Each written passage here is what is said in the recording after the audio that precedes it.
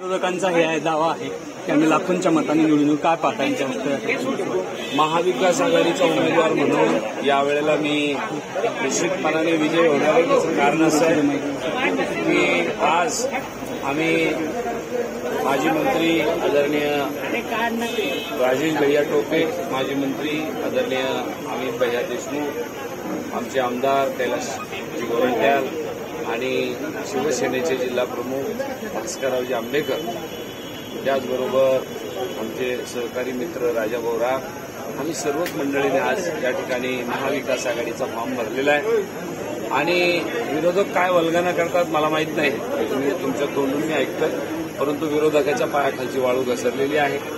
कारण मागे 2009ला मला एकदा आदरणीय तुमचे नेते विलासरावजी देशमुख साहेबांनी 2009ला एकदा जालन्याच्या निवडणुकीत उतरवलं होतं आणि त्यावेळेला मी अवघ्या 8,000 मतांनी पराभूत झालो होतो. आणि सगळ्यात महत्वाचा मुद्दा, त्यावेळेला आमच्यासोबत शिवसेना नव्हती आणि यावेळेला आमच्यासोबत शिवसेना आहे. आणि गेल्या 2 निवडणुका त्याच्यानंतरच्याही ते जिंकले, परंतु शिवसेना सातत्याने त्यांच्यासोबत होती.